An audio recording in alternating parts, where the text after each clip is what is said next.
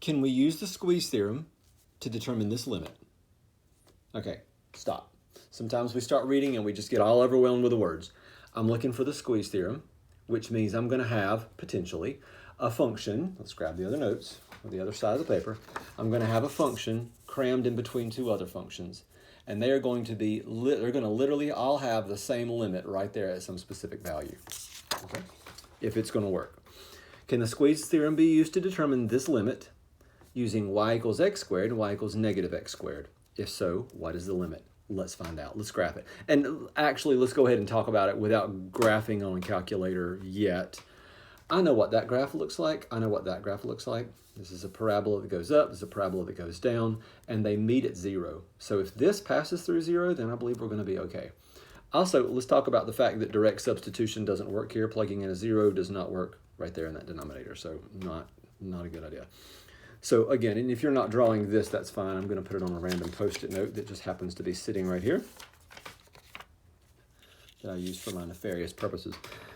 If I had the graph of x squared, it would look like this. The graph of negative x squared looks like this. And therefore, the answer to this question really is this function going to be stuck between these two at 0? And if the answer is yes, then yes. At x equals 0. So let's try it. Here is x squared. I already know what it looks like. Here's negative x squared. You can graph these in any order. One more time. There it is. You see it. I see the top part. I see the bottom part. When I graph this third one, if this third one is stuck in between the other two, I've said that several times. Let's just graph it already. Like, I got it already. X squared times sine of 50 pi, that's a lot of pi's, divided by the cube root, in case you never knew. Cube root is under the math menu. You could also raise something to the third power, 1/3 power if you wanted to. All right, there we go. And I'm going to graph it. And so are you. Watch what happens. Now, you might be saying, I don't know what's going on. Who cares what's going on? The only place I care what's going on is around 0. And the answer to the question is, or the question itself is this black graph in between the blue one and the red one at x equals 0? And the answer is yes. I'm going to zoom in a little bit more, and you'll see it. So yes, it can. Can the squeeze theorem be used? Yes. Let's write it in green. And if so, what is the limit? Well, the answer to the question is what happens at 0. The limit for the blue function is 0. The limit for the red function is 0 as we approach 0. So the limit for the black function, being stuck between the two, has to be 0.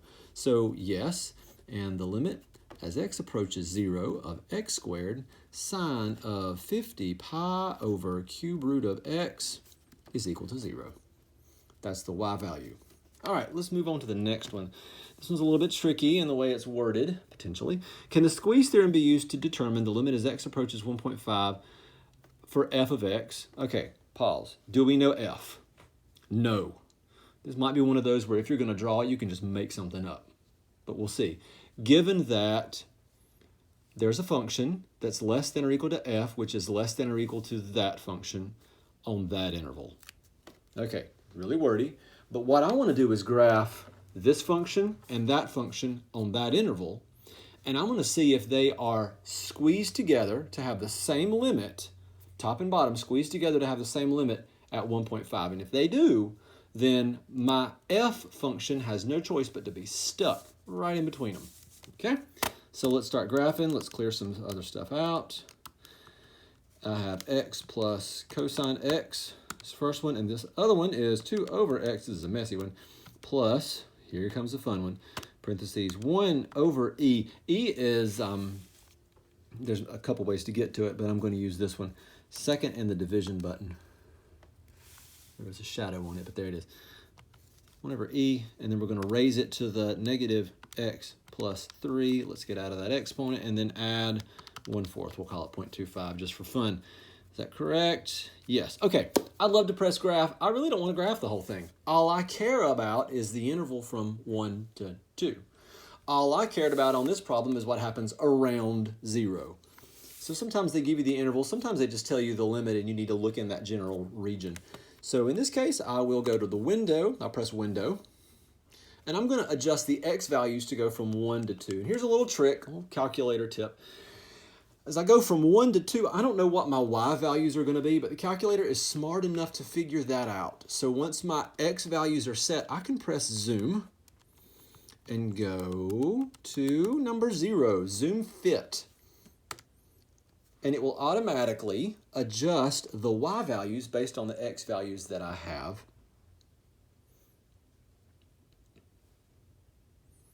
All right, I hope you know what we're looking for.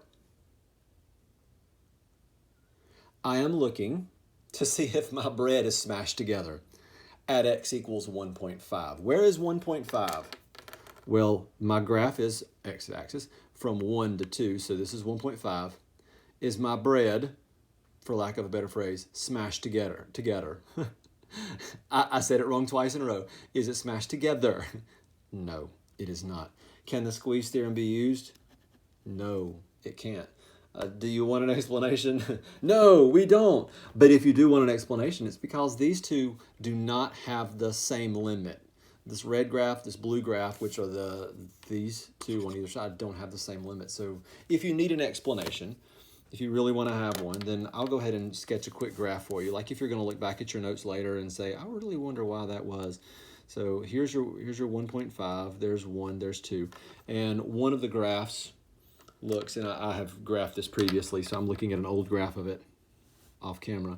One graph looks like that, the other graph looks like that. And because those two graphs don't have the same limit at 1.5, no matter how I draw f, I'm not going to be able to narrow down what happens at 1.5. This is a very rough sketch, but basically it's that idea. Okay, here goes.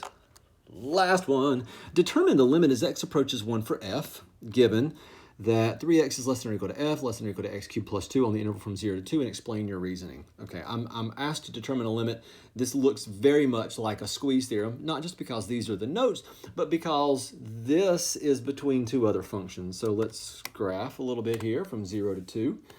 Let's be real honest. I know what the graph of 3x looks like. It's a line. I know what that graph looks like too. It's cubic shifted up too, but I want a visual on a calculator just for the sake of talking about it. So x to the third and then plus 2. And I'm going to graph from 0 to 2.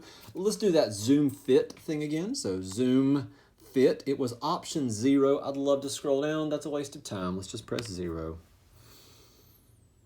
Okay, there's the 3x. Here's x cubed plus 2. Oh, you see what just happened? Do you see it? Do you see it? I do. I do, and so do you. I don't know what the function f is, but I know it is stuck in between these. And so if I drew on my screen, on my calculator, which I'm not, but if I did, I'd go zoom, and I'd have to pass through that point. And that point is where x is 1. And at x equals 1, both functions are equal to 3, which we could have figured that out by hand anyway. So determine the limit. I want to explain what the limit is, tell what the limit is, and explain why. When I explain, and this is very good practice for free response questions, I need to use the correct phrasing and terminology given the theorem itself. I need to meet some conditions. I'm going to be pulling from this idea. This is on the very front of yours. Mine's on a separate piece of paper, just so it doesn't look sloppy. Handwriting's bad enough. So here we go. Because, all right, because why? I know the answer, and I'm about to tell you at the end of the sentence that the answer for this limit is 3, but I'm going to set it up first. And you can give the answer first, but I'm going to just set it up first. Because I have met the conditions. What conditions? Well, because the function I'm looking for is stuck between these two other functions. Didn't they already tell you that? Why are you writing it again? I need to give an explanation. Because this is true on the interval from 0 to 2. Okay, so far, so good. And because the limit as x approaches 1 for 3 of x is equal to, okay, let's pause for a second. I have to meet a couple conditions. Condition number 1, I have a function stuck between two others. Condition number 2, the two extreme ends have the same limit at some specific value. My function stuck between two others. then the other two limits are equal. The limit as x approaches 1 for x cubed plus 2. And that is equal to, if you plug in a 1 for both of them, you saw it on the graph as well, on the table, you'd get a 3. Then, actually, I could leave, grammatically, I could leave the word then out. I think I will. Because this is true and this is true, I know this is true. And there we go.